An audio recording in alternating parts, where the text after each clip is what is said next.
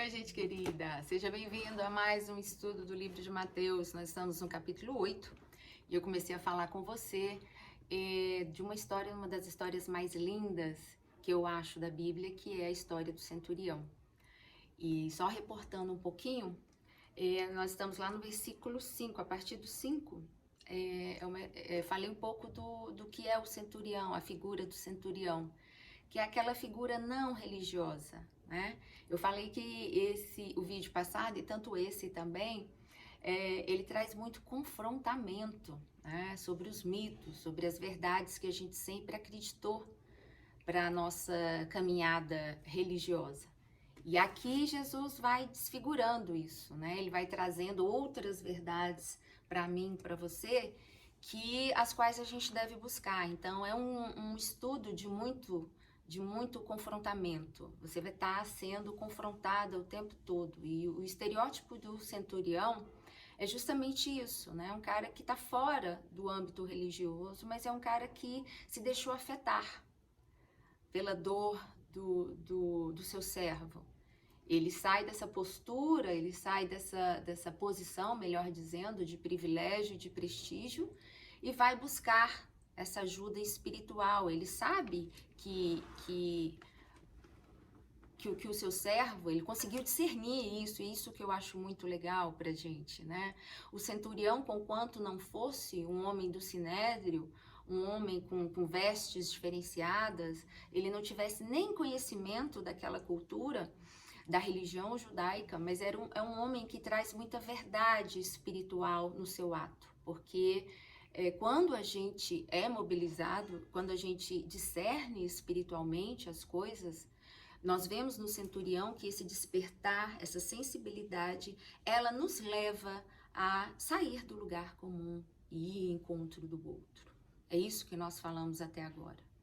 Essa espiritualidade / humanidade me leva ao encontro do outro, me leva a ser essa ponte de construção, essa ponte entre o meu irmão e Deus, entre o meu irmão e Jesus, né? Eu sou esse caminho, eu me faço caminho.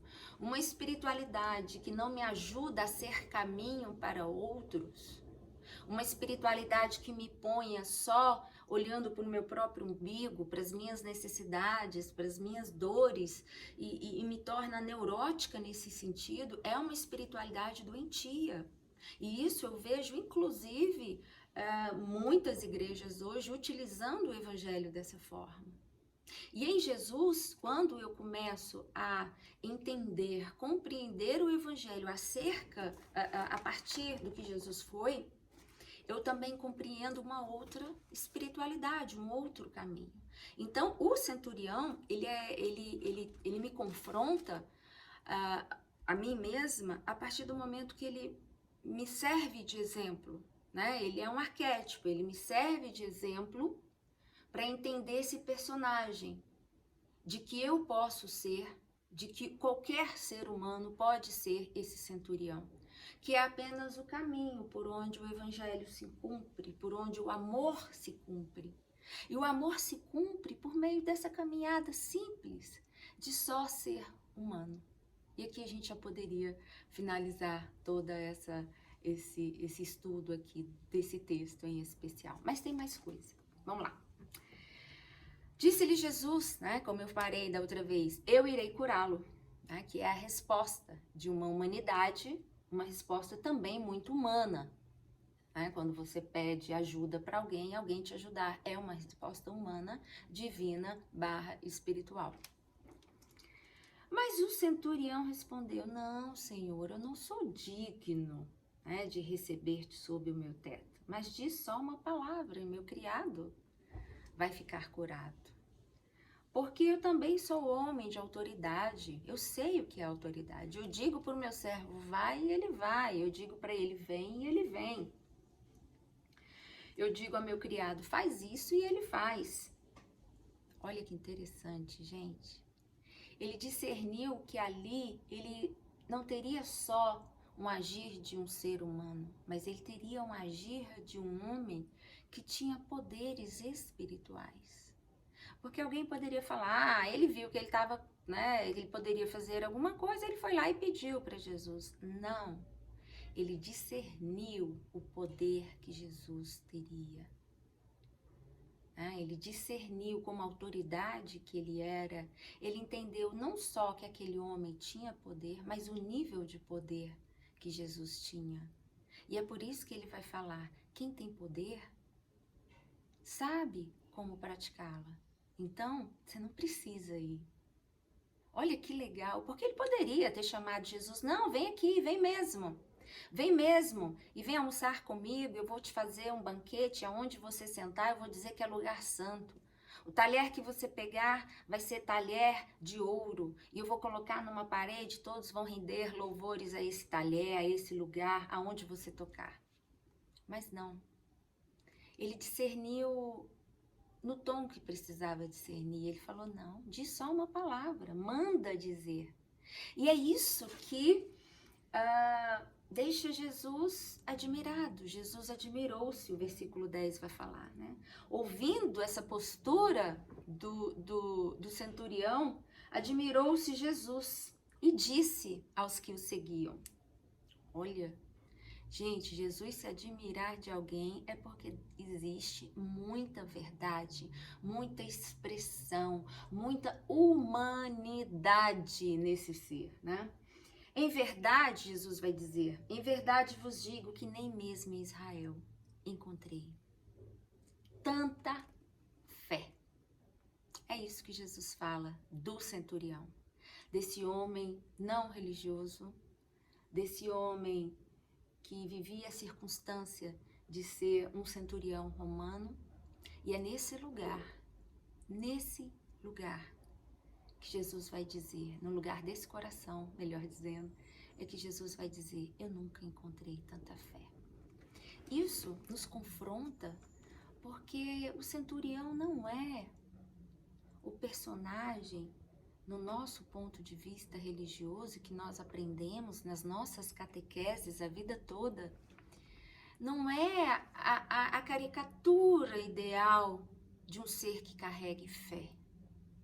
E isso é para a gente aprender que, como disse o apóstolo João, esse espírito que traz fé, porque a fé não é de nossa, Paulo vai dizer em Efésios, é um dom de Deus, para que ninguém se glorie, justamente ele põe fé aonde ele quer, né? Essa palavra ela é libertadora por isso, porque o Espírito de Deus, João vai dizer, é livre, ele vai dizer para Nicodemos, olha, o Espírito é como o vento, ele vai para qualquer lado, ele vem de qualquer lado, ele habita em quem ele quer. Deus é assim, o Espírito de Deus é livre para fazer o que ele quer, com quem ele quer, aonde ele quer. Ele pode fazer dentro de um templo maravilhoso, lindo, todo pintado, cheio de luzes e aquela coisa, né? E pode fazer na rua, sem cobertura nenhuma, no sol, no vento, na tempestade, num quarto, onde ele nos coloca para orar na orientação de Jesus. Olha, ora dentro do seu quarto, é lá que os grandes milagres vão acontecer, porque é lá também que eu silencio a minha mente e o meu coração se aquieta para ouvir essa voz. Olha que interessante, então é esse centurião que está caminhando com as legiões romanas, é ele que vai expressar fé, minha gente. Olha, se o centurião romano não nos ensinar sobre o que é espiritualidade, sobre o que é fé, nada mais ensina. E é por isso que eu acho essa história extraordinária.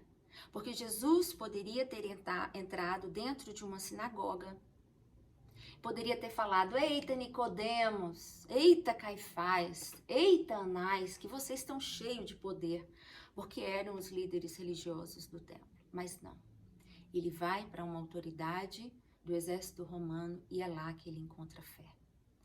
E tem uma outra história também de um outro centurião que aparentemente, pelos relatos bíblicos, não nos parece que é esse, parece que é um outro, mas também não teria nenhum problema se fosse esse, que na morte de Jesus, Quem consegue declarar diante da crucificação de Jesus que ele era de verdade o Filho de Deus também é um centurião romano. Né? Lá em Mateus vai dizer, olha, o centurião romano que apareceu ali declarou, esse homem que está sendo crucificado é o verdadeiro Filho de Deus. Então, minha gente, isso tem que constranger os nossos valores, né, morais, religiosos, sobre quem carrega fé e quem não carrega fé. Na verdade, isso tem que calar a gente acerca de muita coisa do que a gente chama que é de Deus e o que não é de Deus. E aqui fica, né, essa reflexão para mim, para você, sobre o que de fato move o coração de Deus. A minha pergunta é, será que diante de nós, diante de todos os nossos afetos, de tudo que nós nos deixamos afetar, será que nesse encontro com Jesus, Jesus ia se admirar da nossa fé? Jesus ia se admirar das nossas posturas? Jesus ia se admirar daquilo que nós usualmente temos estabelecido como sendo de Deus e o que não é de Deus? Entende você como os nossos valores acerca do que é de Deus e o que não é de Deus são tão deturpados, né, em favor de uma religiosidade, de uma postura religiosa, tão condescendente, mas que quase sempre não revela o caráter de Jesus? O que eu quero mostrar para você é que, comparando o centurião e toda essa postura que ele teve com uma pessoa religiosa, hoje, nos dias atuais, para mim e para você, será que a gente teria essa compreensão tão clara do que é ter fé e não ter fé? A gente saberia discernir quem tem fé e quem não tem fé? Se é o homem e a mulher religiosa, né, que fica ali indo ao culto, paga o dízimo, faz isso, faz aquilo, faz isso, faz aquilo e vive por disciplinas, né, religiosas, mas que não conseguem discernir a dor do nosso irmão, não conseguem ser afetado? É esse o movimento de reflexão que eu e você temos que fazer. Um homem e uma mulher cheio de fé não são pessoas que cumprem ritos, nenhuma forma de rito, que faz visitas por fazer, mas são pessoas que expressam, sim, o seu amor e a sua humanidade, sendo pontes na construção de uma outra humanidade no amor de Deus, sendo pontes na construção de curas, de compreensões. Será que eu estou sendo ponte para o meu outro irmão galgar uma espiritualidade, né? Ser abençoado de alguma forma pelo amor de Deus? Se coloque nesse lugar do centurião, porque a minha meditação hoje para mim é essa. Em que momento da minha caminhada, e se na minha caminhada, eu tenho sido esse lugar de ponte, de ser um caminho abençoador na vida do meu outro irmão, aonde quer que eu esteja, ainda que eu seja uma centurião no Império Romano. Pense nisso, até a próxima.